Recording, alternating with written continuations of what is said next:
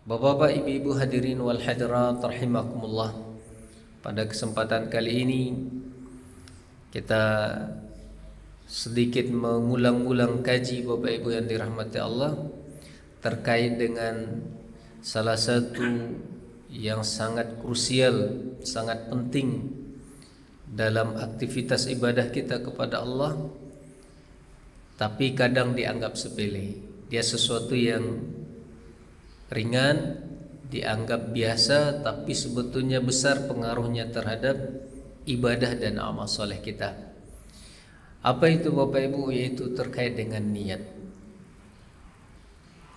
Kita tahu bahwa hampir semua ibadah dan amal soleh dalam Islam, salah satu rukunnya, bahkan jadi rukun pertama adalah niat. Dan kita tahu bahwa niat dia bisa menjadikan sesuatu yang sederhana tapi besar di sisi Allah, atau sebaliknya, amalan besar tapi bisa menjadi kecil. Makanya ada ungkapan kam min saghirin yukabbiruhu niyah wa kam min kabirin yusaghiruhu an-niyah. Betapa banyak ibadah-ibadah kecil menjadi besar di sisi Allah Subhanahu wa taala karena niatnya. Dan betapa banyak ibadah-ibadah besar menjadi kerdil atau kecil di sisi Allah juga gara-gara niat. Bahkan kita tahu bahwa para ulama jumhur sepakat bahwa di antara sebab atau di antara syarat diterimanya suatu amalan atau ibadah itu dua yang mesti ada.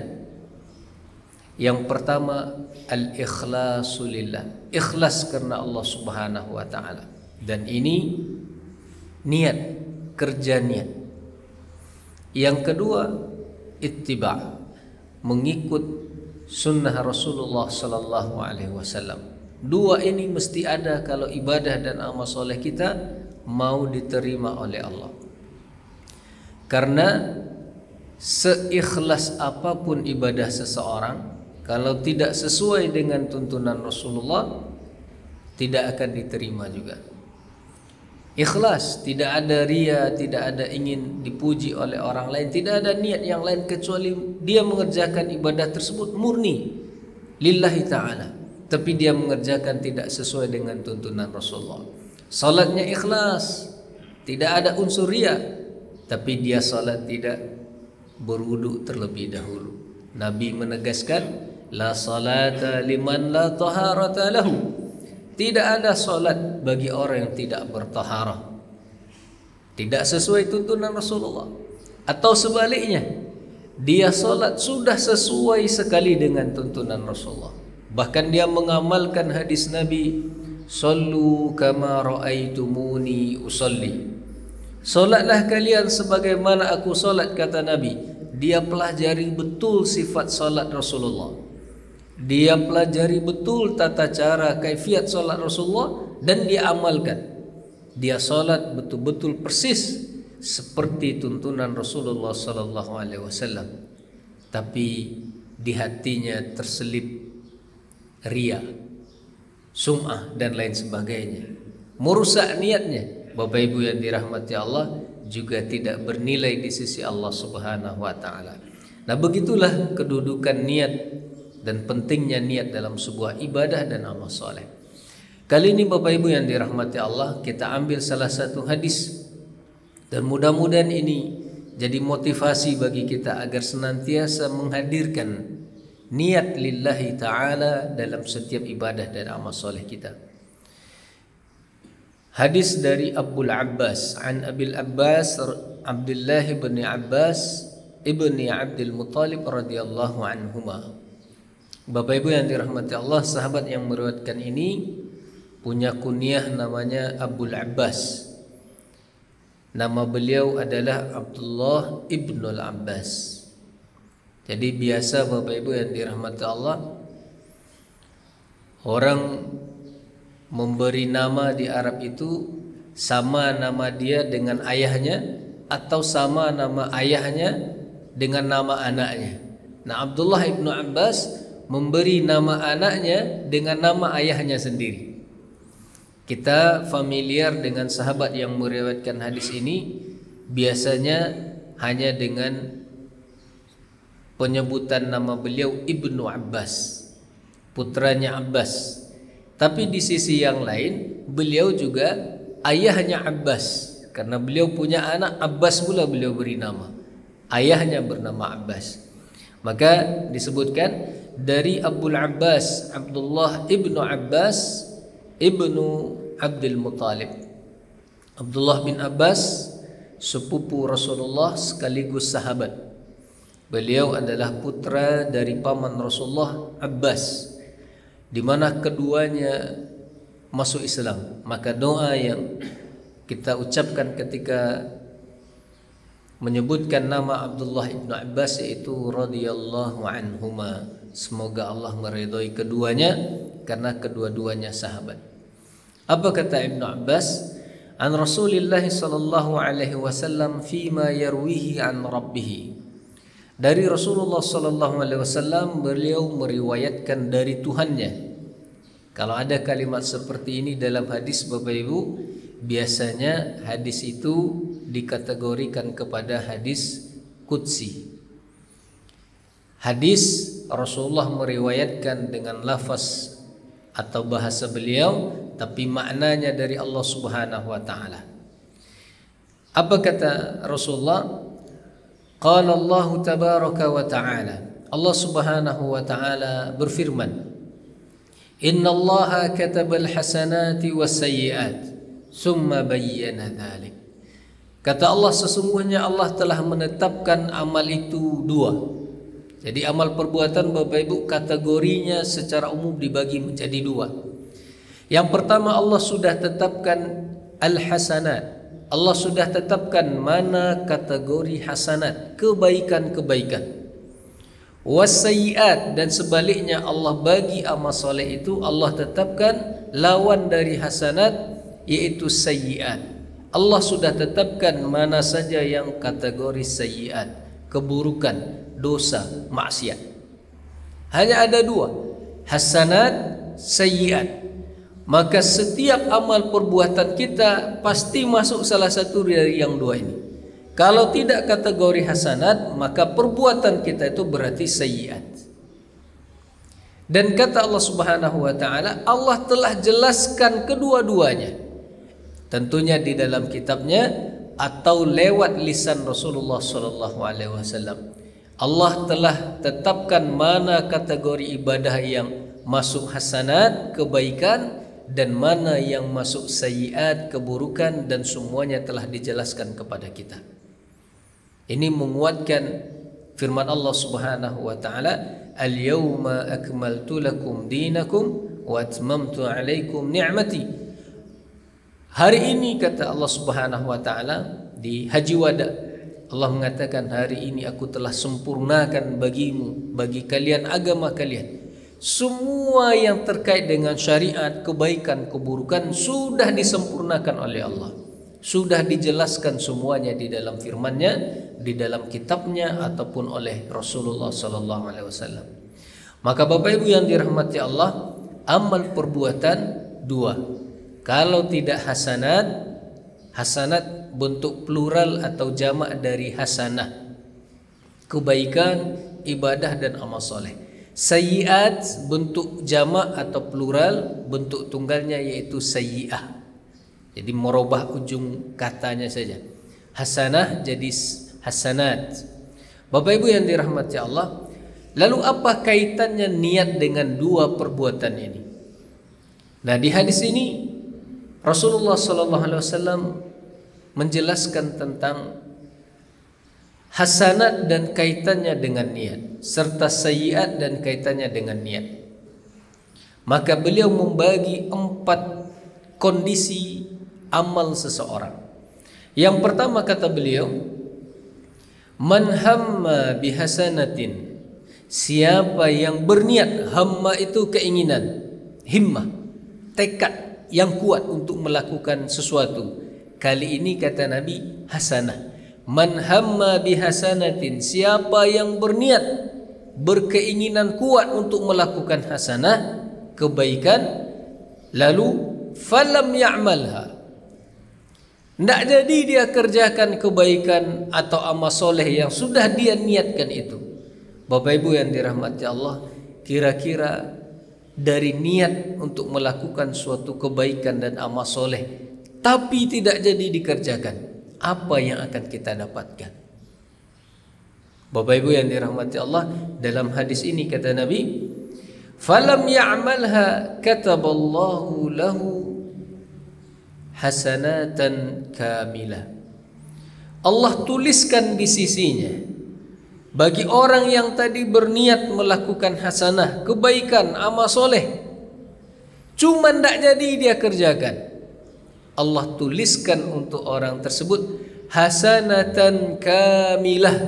Kata Rasulullah, satu kebaikan penuh. Karena niatnya niat hasanah, tidak jadi dia kerjakan, maka dituliskan untuk orang tersebut satu kebaikan penuh sesuai dengan yang dia niatkan. Bapak Ibu yang dirahmati Allah Subhanahu wa taala, dengan catatan orang yang berniat melakukan kebaikan yang tidak jadi dia kerjakan itu batal dia kerjakan karena uzur. Catatannya adalah uzur syar'i. Ini sama seperti apa yang Nabi sebutkan ketika beliau berada di Tabuk. Salah satu peperangan Rasulullah bersama para sahabat, perang Tabuk. Kata beliau, inna bil madinati la rijalan ma sirtum masiran wa la qata'tum wadiyan illa syarakukum fi dhalik. Atau dalam riwayat yang lain Rasulullah mengatakan illa ma'akum illa syarakukum fil ajr. Sesungguhnya di dalam kota Madinah, kata Rasulullah, ada sekelompok orang dan mereka di Madinah, sedangkan sahabat ini keluar menuju perang Tabuk. Dan Bapak Ibu, perang Tabuk termasuk salah satu peperangan yang berat. Terjadi di musim panas, perjalanannya jauh, kondisinya sulit. Maka ada orang-orang yang berada di kota Madinah tidak ikut bersama Rasulullah. Tapi begitu sampai di Tabuk, Nabi katakan, sesungguhnya di dalam kota Madinah ada orang-orang yang mereka di dalam Madinah, tapi tidaklah kalian menempuh perjalanan yang sulit, melewati lembah dan kesulitan dalam menghadapi musuh, melainkan mereka bersyirikat dengan kalian dalam masalah pahalanya. Atau dalam bahasa lain, mereka juga dapat pahala. Bapak Ibu yang dirahmati Allah, tidak ikut berperang tapi dapat pahala juga. Hanya di dalam kota Madinah. Ujungnya Nabi katakan habasahumul udzur. Dalam riwayat yang lain disebutkan habasahumul marad. Mereka tertahan di kota Madinah, tidak ikut datang ke Tabuk bersama Rasulullah karena terhalang oleh uzur atau sakit. Jadi orang-orang yang punya uzur tapi berniat berjihad bersama Rasulullah, Nabi katakan mereka tetap dapat pahala jihad. Bapak Ibu yang dirahmati Allah, pentingnya menghadirkan niat lillahi ta'ala untuk melakukan suatu amal soleh, hasanah, kebaikan. Bahkan kalau seandainya kita beruzur, berhalangan, tidak jadi mengerjakan kebaikan tersebut, Allah tetap tulis, kata Nabi, hasanatan kamilah, satu kebaikan penuh, tidak dikurangi. Apa yang kita niatkan lalu tidak jadi kita kerjakan karena ada uzur, Bapak Ibu, kita tetap dapat pahala penuh, satu pahala seperti yang kita niatkan. Lalu yang kedua, kata Rasulullah sallallahu alaihi wasallam, wa man hamma biha, barang siapa yang berniat untuk mengerjakan hasanah, kebaikan, fa'amilaha, katabahallahu 'asyara hasanatin ila 700 di'fin. Kata Nabi, kalau tadi Bapak Ibu berniat melakukan kebaikan, cuman tidak jadi dikerjakan. Catatannya tadi uzur. Jadi kalau orang yang tidak punya uzur Bapak Ibu, karena ada juga orang yang salah dalam memahami, bukankah kalau kita sudah berniat melakukan kebaikan lalu tidak jadi dikerjakan, kan dapat jo pahala tu. Ada orang yang mengatakan model itu Bapak Ibu, kalau model itu niatkan sajalah, niatkan salat duha tiap hari, sedekah tiap hari, tahajud tiap hari, niatkan saja banyak-banyak berbuat kebaikan. Bapak Ibu yang dirahmati Allah, tidak masuk kategori itu. Karena yang pertama Nabi menggunakan kata ham. Ham itu keinginan yang kuat. Tapi orang yang mengatakan dari awal niatkan saja banyak-banyak meniatkan kebaikan hasanah, tapi kan nanti dapat pahala je tu walaupun tidak dikerjakan, tidak masuk. Tidak masuk karena dari awal dia sebetulnya bukan ham yang dia punya, bukan keinginan yang kuat. Dan yang kedua, kalau ada orang mengatakan seperti itu dari awal, berarti dari awal sebetulnya dia bukan berniat melakukan, tapi dari awal dia sudah punya niat untuk tidak mengerjakan. Dan ini tidak masuk kategori pertama tadi. Ditambah lagi kalau seandainya tidak ada uzur, karena dia hanya masang-masang niat saja dan sengaja dari awal tidak akan mengerjakan. Nah yang kedua, kata Nabi, ada orang yang berniat melakukan kebaikan lalu dia kerjakan, direalisasikan Bapak Ibu, dia laksanakan apa yang dia niatkan tadi. Kira-kira bara dapat Bapak Ibu pahalanya. Kalau tadi dapat satu pahala penuh, diniatkan tapi tidak dikerjakan karena uzur, kata Rasulullah, Allah tulis di sisinya satu hasanah kamilah, satu kebaikan penuh. Bagaimana kalau kebaikan atau hasanah itu diniatkan dan dikerjakan? Maka Bapak Ibu yang dirahmati Allah, Nabi menyebutkan yang pertama, orang berniat berbuat baik, kebaikan, amal soleh, hasanat, lalu dia kerjakan. Kata Nabi, katabahallahu 10 hasanatin. Allah tulis untuk orang tersebut 10 pahala. Bapak Ibu, ini kaedah berlaku umum, kecuali ada dalil yang khusus bahwa setiap kebaikan dan amal soleh yang diniatkan lalu dikerjakan, maka Allah tulis untuk kebaikan yang dikerjakan itu 10 hasanatin, pahalanya 10 kali lipat. Yang tadi tidak dikerjakan karena uzur satu Bapak Ibu, tapi kebaikan dan amal soleh yang diniatkan lalu dikerjakan, pahalanya seminimal-minimalnya adalah 10 kali lipat. Tidak ada kurang dari itu Bapak Ibu. Tidak ada amal soleh yang dikerjakan lalu Allah tulis kurang dari 10. Ini kaedah sesuai dengan ayat-ayat dan hadis-hadis yang lain yang menguatkannya. Dalam Al-Quran juga Allah Subhanahu wa ta'ala menyebutkan, barang siapa yang melakukan kebaikan, maka Allah lipat gandakan untuknya 10 kali lipat. Dan di hadis salah satunya, hadis Rasulullah SAW dalam hadis qudsi ini, bahwa satu kebaikan Allah lipat gandakan pahalanya jadi 10. Kita kerjakan satu, Allah tulis 10 kali lipat. Rahman dan Rahimnya Allah Subhanahu wa ta'ala. Bapak Ibu yang dirahmati Allah, ini yang pertama. Maka apa saja kebaikan yang kita kerjakan, ganjarannya 10 kali lipat. Contoh sederhana, tilawatul Quran. Rasulullah mengatakan, man qara'a harfan min kitabillah, siapa yang membaca satu huruf dari kitab Allah, Bapak Ibu, entah bara huruf yang ada di dalam Al-Quran. Kata Rasulullah, siapa yang membaca satu huruf min kitabillah, dari kitab Allah, dari Al-Quran, falahu hasanah, untuknya di tiap huruf itu satu kebaikan, wal hasanatu bi'ashri amsalihha.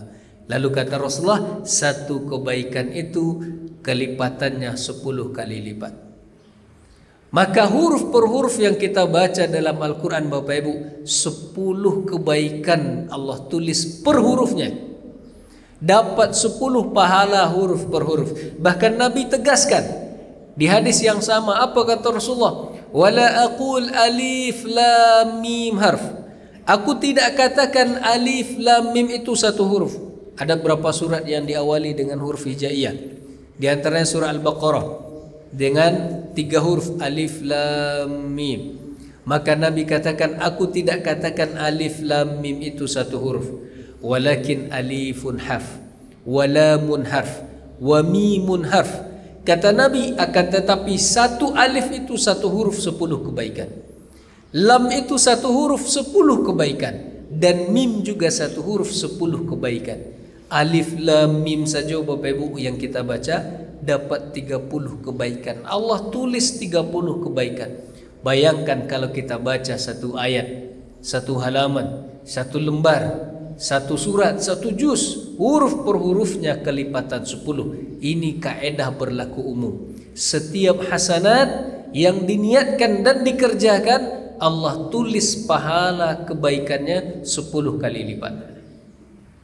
Kecuali ada dalil yang mengatakan lebih dari 10, tapi kurang tidak ada.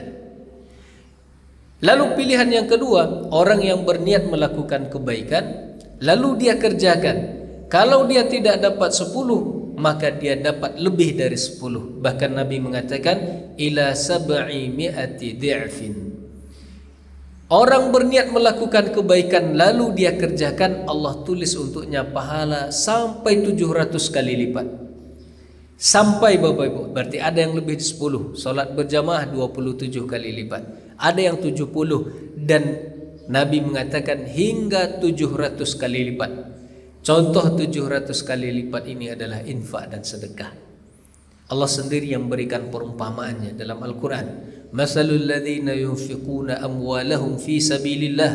Perumpamaan orang yang mengeluarkan hartanya, berinfak, bersedekah di jalan Allah, kamasali habbah, seperti orang yang memiliki 1 butir biji benih, ambatat 7 sanabil, dia tanam lalu menumbuhkan 7 cabang, fi kulli sumbulatin 100 habbah, di tiap cabangnya kemudian kata Allah menghasilkan buah atau biji, masing-masing cabangnya 100. Dia tadi menumbuhkan 7 cabang, 7 kali 100, 700 kali lipat.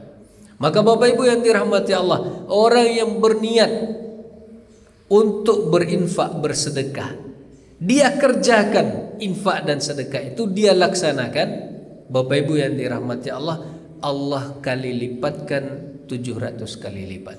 Infak 1000 kali 700, 700.000 pahala infak 700.000. Bayangkan kalau orang bisa berinfak lebih dari 1.000, 2.000, 5.000, 10.000, 20.000, 50.000 dan seterusnya. Kalikan 700 kali lipat. Ini janji Allah di dalam firman-Nya. Ini janji Allah dalam Al-Quran.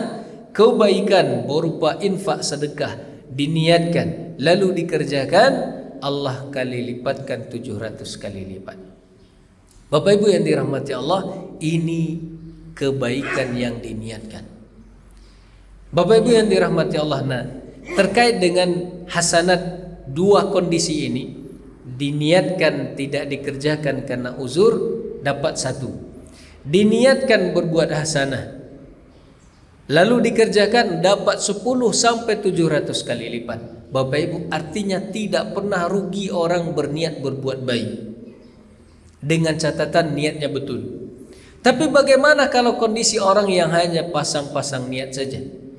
Bapak Ibu yang dirahmati Allah, itu yang tadi, dia tidak dapat apa-apa. Ini terkait dengan hasanat. Yang ketiga Bapak Ibu, 3 dan 4 terkait dengan sayyiat. Kata Nabi di hadis yang sama, wa man hamma bi sayyi'atin, barang siapa yang berniat berbuat sayyi'ah, keburukan, karena amal tadi hanya ada 2, hasanat, sayyi'at. Barang siapa yang berniat berbuat keburukan, dosa dan maksiat, falam ya'mala, dan tak jadi dia kerjakan. Bapak Ibu yang dirahmati Allah, kalau tadi kebaikan diniatkan tak dikerjakan, berada Bapak Ibu, berada Bapak 1 pahala penuh. Kali ini kata Nabi, barang siapa yang berniat berbuat sayyi'ah, falam ya'malha, tak jadi dia kerjakan. Kira-kira apa dapat Bapak Ibu? Niat berbuat buruk tidak dikerjakan. Mungkin kita mengatakan, oh tidak dapat apa-apa, tidak dapat dosa, tidak dapat pahala. Tapi di hadis ini Nabi mengatakan, Wa in hamma bi sayyi'atin falam ya'malha. Kalau ada orang berniat berbuat keburukan, tidak dia kerjakan, kata Rasulullah, katabahallahu indahu hasanatan kamilah. Allah tulis untuk orang tersebut di sisinya satu kebaikan penuh. Bapak Ibu yang dirahmati Allah, berniat buruk tidak jadi dikerjakan, malah dapat satu kebaikan, dapat satu pahala. Bagaimana bisa? Padahal niatnya niat buruk, Pak. Ingin berbuat dosa dan kemaksiatan, cuma tidak jadi dia kerjakan, malah dia dapat satu pahala, satu kebaikan hasanah kamilah. Bapak Ibu yang dirahmati Allah, Imam Ibnu Katsir ketika menjelaskan ayat bahwa Allah melipat gandakan pahala 10 kali lipat, dan beliau juga berbicara tentang keburukan yang dikerjakan. Bapak Ibu yang dirahmati Allah, kata beliau, dalam konteks keburukan, niat berbuat buruk yang tidak jadi dikerjakan, ada 3 kondisi penyebab tidak jadi dikerjakan dan 3 hal yang diperoleh oleh orang tersebut. Pertama, kata beliau, orang yang berniat berbuat buruk tidak jadi dia kerjakan karena takut pada Allah. Nah, inilah yang disebutkan oleh Nabi di hadis ini. Sudah berniat berbuat buruk, dosa, kemaksiatan, cuma tidak jadi dia kerjakan karena takutnya pada Allah, ingat dia pada Allah, dia batalkan. Nah, ini yang dia dapat pahala, Bapak Ibu. Allah tulis satu pahala. Pahala apa? Pahala dia berhenti atau meninggalkan keburukan karena Allah, dapat satu pahala. Tapi ada kondisi kedua. Orang berniat berbuat sayyi'ah, keburukan, dosa, maksiat, tidak jadi dia kerjakan. Kondisi kedua bukan karena takut pada Allah, tapi karena lupa. Ada ulama itu, Bapak Ibu, orang lah taniye, Bapak Ibu, berbuat dosa dan kemaksiatan. Ambo minggu besok melakukan niko, dosa, kemaksiatan, keburukan. Tapi tiba di hari yang diniatkannya, lupa, Bapak Ibu, tidak saya tekan harinya oleh. Tak jadi dia kerjakan dosa dan keburukan tadi, maka kata Imam Nawawi, kata Ibnu Katsir, orang tersebut tidak dapat pahala juga tidak dapat dosa, tidak dapat apa-apa. Lalu yang ketiga, orang berniat berbuat keburukan, dosa dan kemaksiatan, tidak jadi dia kerjakan bukan karena takut pada Allah, bukan karena lupa, tapi karena tidak ada kesempatan atau dia tidak sanggup mengerjakannya, tapi niatnya masih tetap ada. Maka Bapak Ibu yang dirahmati Allah, orang seperti itu dia tetap dapat dosa apa yang dia niatkan, walaupun tidak jadi dia kerjakan.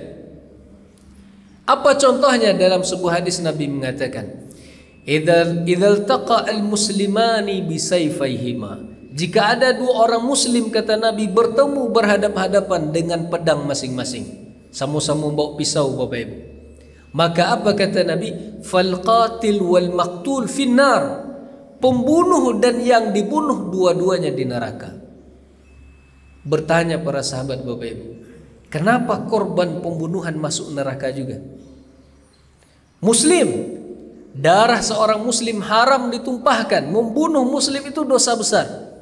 Kalau bertemu 2 orang muslim masing-masing dengan pedangnya, kata Rasulullah, maka pembunuh dan yang dibunuh nanti di akhirat dua-duanya di neraka. Maka kata para sahabat, ya Rasulullah, hadza qatil fama balul maqtul. Wahai Rasulullah, ini pembunuh, wajar kalau dia masuk neraka, masuk jahanam. Bagaimana statusnya dengan korban? Kenapa dia masuk neraka juga? Apa jawaban Rasulullah, Bapak Ibu? Innahu harisun ala qatli akhi. Sesungguhnya dia juga sangat ingin, bercita-cita, berniat untuk membunuh saudaranya. Hanya saja niatnya tadi tidak jadi dia kerjakan karena dia tidak sanggup.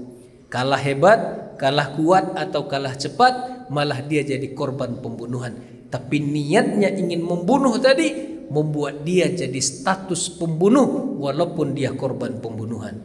Betapa niat sangat menentukan apa yang akan diperoleh oleh seseorang. Tidak jadi dikerjakan niat buruknya, cuman karena dia tidak sanggup merealisasikannya, tetap dapat dosanya.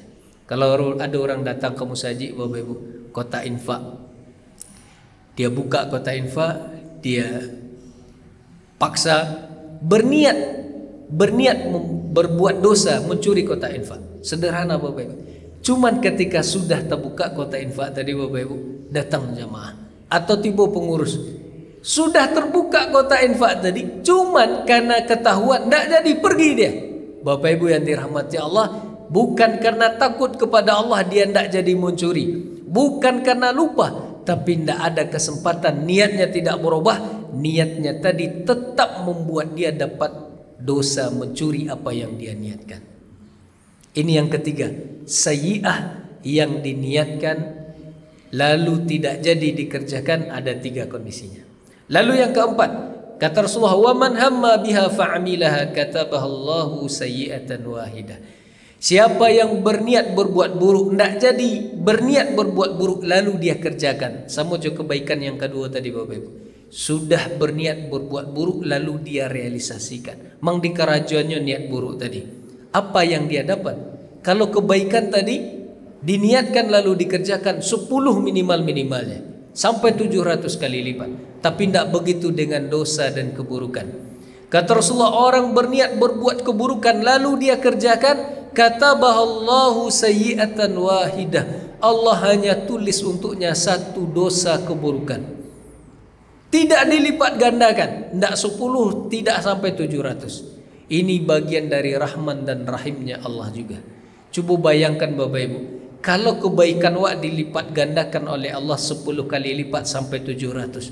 Tapi di waktu yang sama, keburukan kita Allah lipat gandakan juga. Bisa-bisa Bapak Ibu tidak jadi dapat pahala, karena habis oleh dosa-dosa yang juga Allah lipat gandakan. Tapi pengasih dan penyayangnya Allah, kebaikan amal soleh dilipat gandakan pahalanya, tapi dosa dan kemaksiatan tidak pernah Allah lipat gandakan. Pahala infak sedekah 1000 tadi Allah tulis 700.000 pahala. Pahala infak 700.000. Tapi dosa mencuri 1000 Allah tidak lipat gandakan, jadi dosa jadinya jadi mencuri 700.000. Tidak, mencuri 1000 Allah tulis dosa 1000. Rahman dan rahimnya Allah. Itu pertama. Bahkan ada peluang kedua, yaitu dosa yang tadi ditulis hanya 1 itu dihapuskan lagi. Bagaimana caranya? Taubat dan istighfar dari dosa yang sudah dikerjakan yang Allah tulis 1 tadi. Artinya dosa yang tadi diniatkan lalu dikerjakan bisa dihapus dengan taubat dan istighfar. Bapak Ibu yang dirahmati Allah Subhanahu wa taala, maka 4 kondisi ini mesti kita pahami bersama, betapa niat sangat penting perannya dalam setiap perbuatan kita, baik perbuatan baik ataupun perbuatan buruk, hasanah, sayyi'ah. Pertama kita ringkas Bapak Ibu, kita ulang. Berniat berbuat baik Allah tulis 1 pahala penuh, tidak dikerjakan karena uzur. Berniat berbuat baik Allah tulis, kalau dikerjakan Allah tulis 10 kali lipat sampai 700 kali lipat. Berikutnya keburukan, berniat berbuat buruk tidak jadi dikerjakan karena takut pada Allah, Allah tulis 1 kebaikan. Yang keempat, berniat berbuat buruk dikerjakan, Allah hanya tulis 1, bahkan bisa kemudian Allah ampuni dengan cara bertaubat dan beristighfar dari dosa tersebut. Bapak Ibu yang dirahmati Allah, mudah-mudahan dengan memahami betapa penting peran niat ini, bisa kita hadirkan niat lillahi ta'ala, hadirkan dalam setiap kerja-kerja dan aktivitas kita, kita kerjakan lillahi ta'ala, maka semua akan bernilai pahala di sisi Allah. Terlepas nanti kita ada uzur lalu tidak dikerjakan, tetap dapat kebaikan dan pahala. Dan mari kita jauhi niat, menghadirkan niat keburukan, berbuat buruk dan kemaksiatan. Karena sekalipun tidak kita kerjakan, Allah tetap tulis itu sebagai sebuah keburukan. Naudzubillahi min zalik. Demikian Bapak Ibu yang dirahmati Allah, mudah-mudahan bermanfaat.